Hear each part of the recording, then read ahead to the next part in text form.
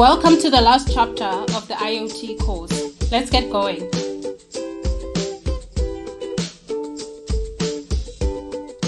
In this chapter, we'll tackle the business case and figures both for the network operator as well as the client.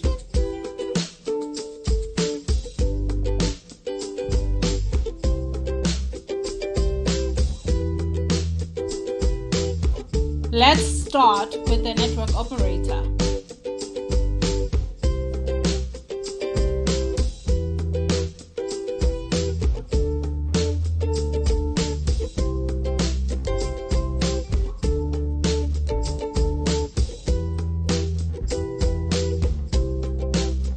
A quick recap of the input costs as discussed in Chapter 3.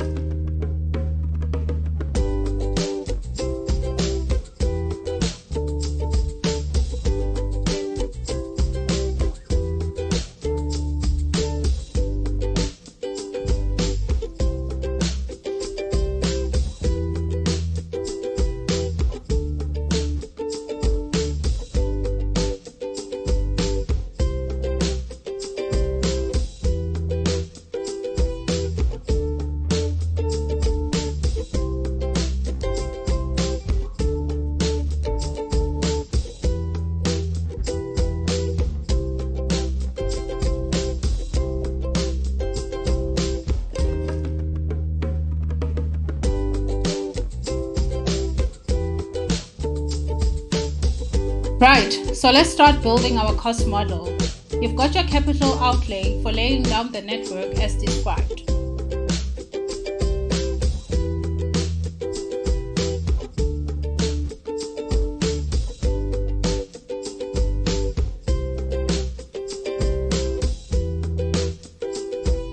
And then we add the operational expenses.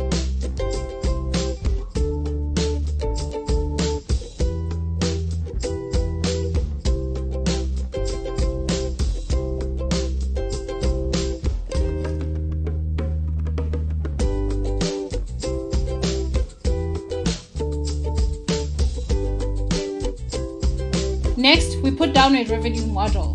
This one is simple enough. You outline the potential list of clients as well as the potential number of devices to connect to the network at the start. Then the potential license fee depending on the value proposition to each client. Digital connectivity is becoming standard with electronic devices going forward, so the value proposition and demand is not strong enough to warrant a high license fee.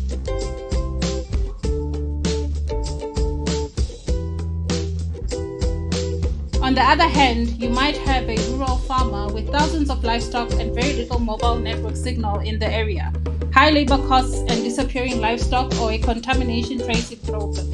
The value proposition for him is higher, so he's likely to be willing to pay a higher fee as a trade-off to losing far more as a result of theft or diseases.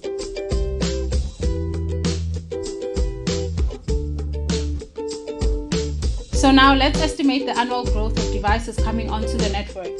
As we said, electronic devices are becoming more and more connected as a standard feature for value-added services.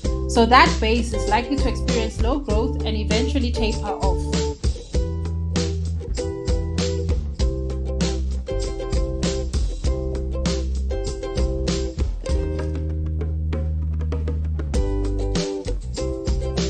The smart city concept is still at its infancy, and the state entities charged with rolling it out tend to be very slow. So that base is likely to continue growing over some time, especially considering you're servicing whole populations in the given regions. Buses, street lights, household water meters, the base of objects can be quite substantial, growing with booming populations, particularly in the metropoles.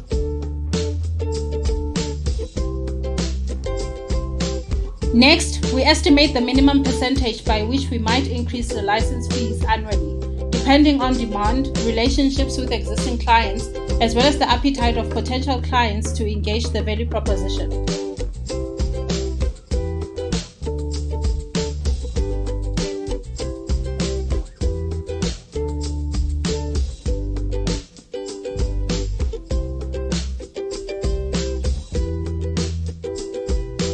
Right, so now let's estimate this in actual figures. We start with the benchmark estimates.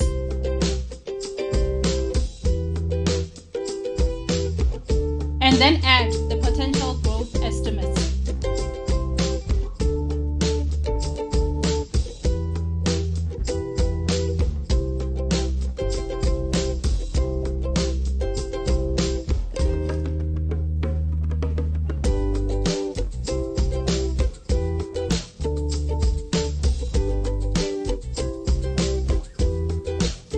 We do the same for the pricing.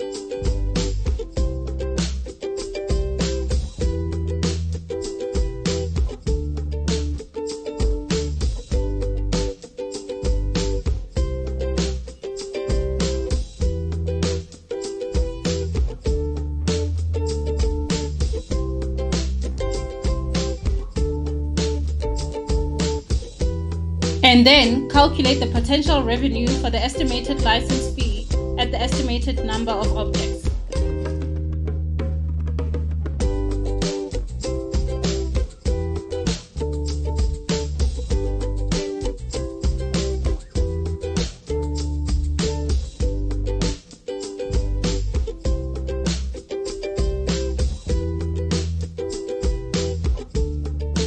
Right, so let's get to the profitability model.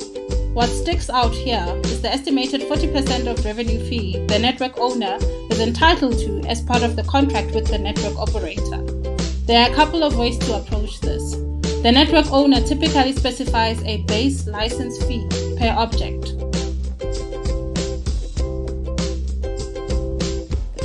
The actual license fee the network operator charges the client is largely down to how well the operator is able to negotiate and what the client is willing to pay. So the owner-operator contract could be based on the base license fee as opposed to what the operator actually charges the client.